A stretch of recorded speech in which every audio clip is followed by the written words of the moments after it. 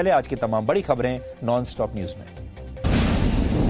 चक्रवाती तूफान अम्फान कल दोपहर पश्चिम बंगाल के पूर्वी मिदनापुर के दीघा और बांग्लादेश के हटिया द्वीप के बीच तट से टकराएगा।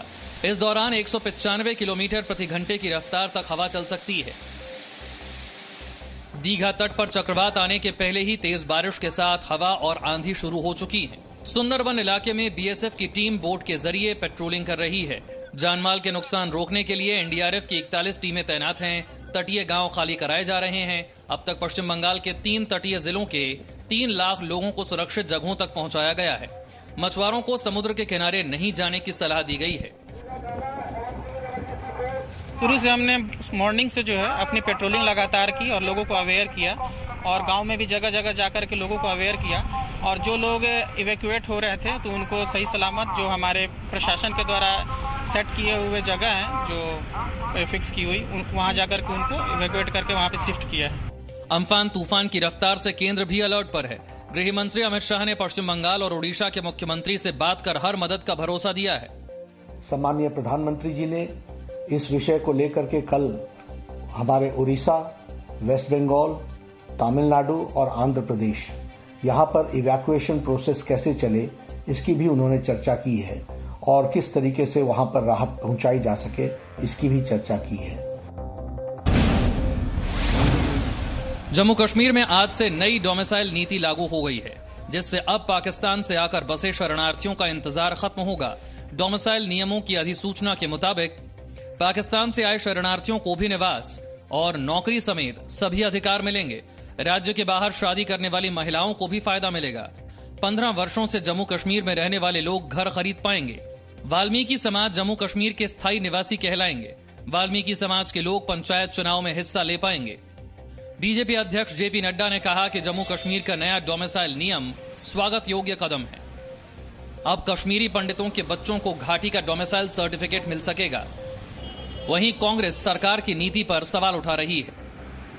भारत सरकार ने कश्मीर के अंदर जो सर्कुलर जारी किया है वो इस समय पर जब पूरा देश कोरोना से लड़ रहा है, विपक्ष आपको मदद करने को तैयार है, आपने ये सर्कुलर गलत जारी किया है।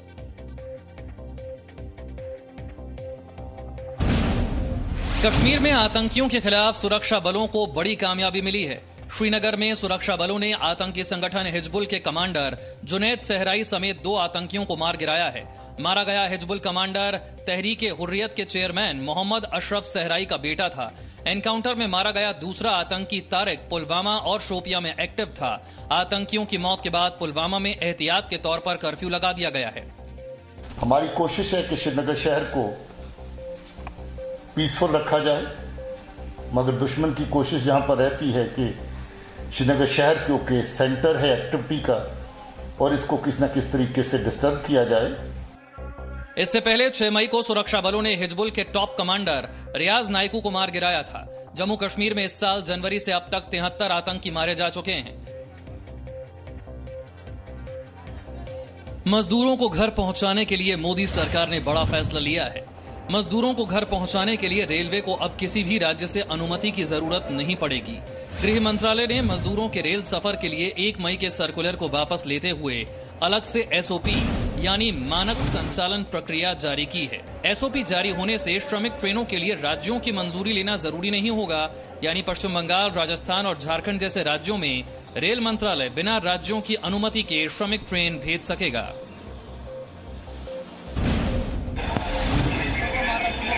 मुंबई के बांद्रा रेलवे स्टेशन के बाहर आज एक बार फिर बड़ी संख्या में प्रवासी मजदूर इकट्ठा हुए। इन मजदूरों के बीच ये अफवाह फैली थी कि बांद्रा से आज एक साथ 3 या 5 ट्रेनें रवाना होने वाली हैं।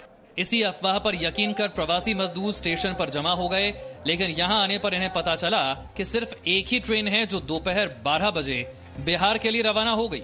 इसके बाद मजदूर हंगामा करने लगे। समझाने आई पुलिस पर पथराव कर दिया। हालांकि पुलिस ने सभी मजदूरों को घर भेज दिया है। महाराष्ट्र में कोरोना के मामले तेजी से बढ़ रहे हैं। राज्य में इस वक्त कोरोना के 35,058 केस हैं, जबकि 1249 मरीजों की मौत कोरोना से हो चुकी है। महाराष्ट्र में कोरोना के लगातार बढ़ते मामलों पर बीजेपी ने आज राज्यपाल से मिलकर उद्धव ठाकरे सरकार की शिकायत की है। पूर्व मुख्यमंत्री देवेंद्र फडणवीस ने आरोप लगाया है कि कोरोना के मामलों से सही तरीके से नहीं निपटा गया। बसों को लेकर अपनी फजीहत के बाद कांग्रेस की राष्ट्रीय महासचिव प्रियंका गांधी ने यूपी सरकार को बसों के लिए नया ऑफर दिया है। प्रियंका गांधी ने कहा है कि हम आपको कल 200 बसों की नई सूची दिलाकर बसें उपलब्ध करा देंगे। बेशक आप इस सूची की भी जांच कीजिएगा। लोग बहुत कष्ट में हैं, दुखी हैं, हम और देर नहीं कर सकते। यूपी की आगरा सीमा पर आज पुलिस ने यूपी कांग्रेस के अध्यक्ष अजय कुमार लल्लू को हिरासत में ले लिया, जिस पर प्रियंका गांधी ने योगी सरकार पर सवाल खड़े किए। प्रियंका वाड्रा ने यूपी सरकार को मजदूरों के लिए बस का चिट्ठी लिखकर ऑफर दिया था, जिस पर यूपी सरकार ने आरोप लगाया था कि बसों की लिस्ट में कई ऑटो, कार और बाइक के नंबर हैं। श्रमिकों की हालत पे कांग्रेस, प्रियंका वाड्रा, राहुल गांधी खुद इनके ऊपर खुद पॉलिटिसाइज कर रहे हैं। इसका जवाब उनको देना चाहिए। देश में कोरोना वायरस से संक्रमित मरीजों की संख्या 1 लाख के पार हो गई है। पिछले 24 घंटे में कोरोना के 4,970 नए मामले सामने आए हैं। देश में कोरोना संक्रमण के 1,01,039 केस सामने आ चुके हैं, जबकि कोरोना से अब तक 3,163 लोगों की मौत हुई है। कोरोना के 39,174 मरीज इलाज से ठीक भी हुए हैं। केंद्रीय स्वास्थ्य मंत्रालय के मुताबिक भारत में 1 लाख की आबादी पर कोरोना से 0.2 मौत हो रही है, जबकि दुनिया में इतनी ही आबादी पर 4.1 मौतें हो रही हैं। स्वास्थ्य मंत्रालय ने दफ्तरों के लिए नई गाइडलाइंस जारी की हैं। दफ्तर में कर्मचारियों के बीच दूरी बनाए रखना जरूरी होगा।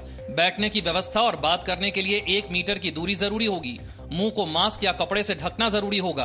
बीमार होने पर लोकल प्रशासन को सूचित करना अनिवार्य है। अगर किसी दफ्तर में कोरोना का केस मिलता है तो पिछले 48 घंटे में जहां जहां वो संक्रमित व्यक्ति गया होगा उसे डिसइंफेक्ट करना जरूरी होगा। किसी ऑफिस या बिल्डिंग में कोरोना के कई केस मिलने पर पूरे दफ्तर को 48 घंटे के लिए सील किया जाएगा। जब तक उस ऑफिस को डिसइंफेक्ट कर सुरक्षित घोषित नहीं किया जाता, तब तक सभी को वर्क फ्रॉम होम करना होगा। दिल्ली में कोरोना के मामले पिछले 24 घंटे में काफी तेजी से बढ़े हैं। 500 नए मामलों के साथ दिल्ली में कोरोना के केस बढ़कर 10,544 हो गए हैं। कोरोना की वजह से अब तक 168 लोगों की मौत हुई है। दिल्ली पुलिस के 2 स्टाफ आज कोरोना संक्रमित पाए गए। दिल्ली में लॉकडाउन 4 में मिली छूट के बाद करीब 5 लाख दुकानें खुली। हालांकि इन दुकानों में ग्राहक नहीं के बराबर थे। सड़कों पर भी ई रिक्शा और साइकिल रिक्शा चलते दिखे।